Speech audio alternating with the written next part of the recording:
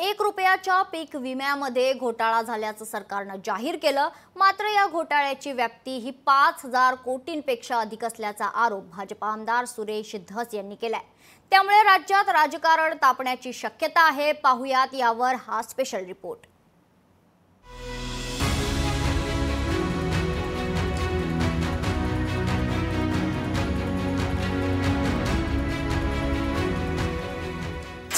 पीक विमा घोटाळा 5,000 कोटींपेक्षा जास्त। सुरेश धसांचा पीक विमा घोटाळ्यावर खुलासा। सुरेश धसांचं कृषी मंत्र्यांना चॅलेंज। महाराष्ट्रात 350 कोटींचा पीक विमा घोटाळा झाल्याचा दावा सरकारनं केलाय। मात्र महायुतीतील घटक पक्ष भाजपचे आमदार सुरेश धस यांनी हा घोटाळा तब्बल 5,000 कोटींपेक्षा जास्त असल्याचा आरोप केलाय। त्यामुळेच एकच खळबळ उडाली आहे। त्यांनी थेट कृषी मंत्री माणिकराव कोकाटेंना चर्चेसाठी आव्हान दिलंय। पैसे उचलून घेऊन गेलेले आहेत ते, शासनाचं वाचलेलं नाही। शासनाने 350 कोटी दाखवलं। माझं स्पष्ट मत आहे की हा भ्रष्टाचार 5,000 कोटीच्या वरती जाणार आहे।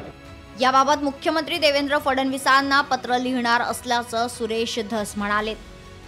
माननीय मुख्यमंत्री महोदय हे परदेश दौऱ्यावरून आल्याच्या नंतर मी लेखी पत्र तयार करून ठेवलेले, पण तो अधिकार त्यांचा आहे। मुख्यमंत्री महोदयांनी सभागृहामध्ये जाहीर केलेला आहे की आम्ही याच्यावरती सखोल चौकशी नेमू। या घोटाळ्यात सीएससी सेंटरवाले प्यादे असल्याचं सुरेश धसांनी म्हटलंय। सर्व शेतकरी दोषी नसून दोषींवर कारवाईची मागणी सुरेश धसांनी केली आहे। माझं म्हणणं असं आहे, सीएससी सेंटरवाले हे प्यादे आहेत। सीएससी सेंटर मग एकाच तालुक्यातले सीएससी सेंटर सगळीकडे कसे जातात? अहो, एक शेतकरी 8 जिल्ह्यात विमा भरतो म्हणजे शेतकरी दोषी मी म्हणत नाही, परंतु हे ठराविक शेतकरी आहेत। कृषी मंत्र्यांनीच राज्यात मोठ्या प्रमाणात पीक विमा घोटाळा झाल्याचं मान्य केलं। ही अतिशय गंभीर बाब असल्याचं राष्ट्रवादी काँग्रेस शरदचंद्र पवार पक्षाच्या खासदार सुप्रिया सुळे म्हणाल्या।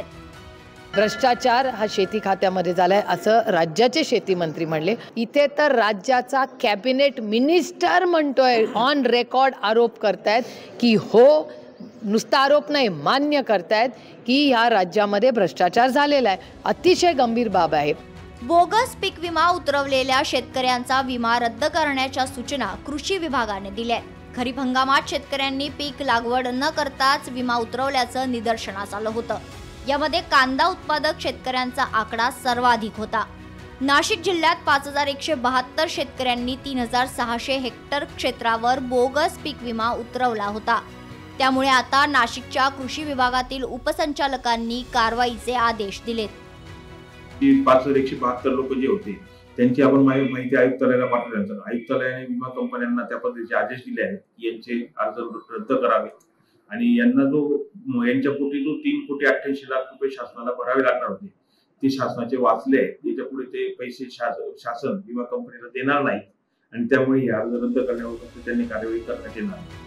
₹1 पीक विमा योजना अत्यंत महत्त्वाचं असून शासनाने ही योजना बंद करू नये। निवडणूक काळामध्ये शेतकऱ्यांना मोठमोठे आश्वासनं दिली गेली, शेतकऱ्यांच्या जीवावर निवडणुका लढवल्या। ही योजना बंद करू नये, अन्यथा रस्त्यावर उतरून याचा निषेध करू, अशी प्रतिक्रिया जालन्यातील शेतकऱ्यांनी दिली आहे। शासनाने ₹1 पीक विमा हा बंद करण्याचा निर्णय घेतला, तो शासनाने बंद करू नये अशी आम्ही शासनाला कुणबी सेनेच्या वतीने विनंती करतो। शेतकऱ्यांच्या जीवावर निवडणूक लढायच्या आणि निवडणुकीच्या आधी दोन्ही विरोधी पक्षात जे आता सध्या आहे आणि जे सत्तेत आहे, दोघंही शेतकऱ्यांच्या हितासाठी, शेतकऱ्यांच्या भल्यासाठी मोठमोठे आश्वासन देत होते, मोठमोठ्या गप्पा करत होते। परंतु आज जे ₹1 पीक विमा जो त्यांनी रद्द केला, हे अत्यंत दुर्दैवाची बाब आहे। नैसर्गिक आपत्तीत नुकसान झाल्यानंतर आणि अवकाळीचा फटका बसल्यानंतर शेतकऱ्यांना दिलासा मिळावा म्हणून तत्कालीन मुख्यमंत्री एकनाथ शिंदेंच्या काळात ₹1 पीक विमा योजना सुरू करण्यात आली। मात्र अवघ्या काही वर्षांमध्येच या योजनेत मोठ्या प्रमाणावर घोटाळा झाल्याचं समोर आलंय। त्यामुळे सामान्यांसाठीच्या योजना या फक्त घोटाळ्यासाठीच असतात का, असा सवाल नागरिक विचारतायत। ब्युरो रिपोर्ट, लोकशाही मराठी।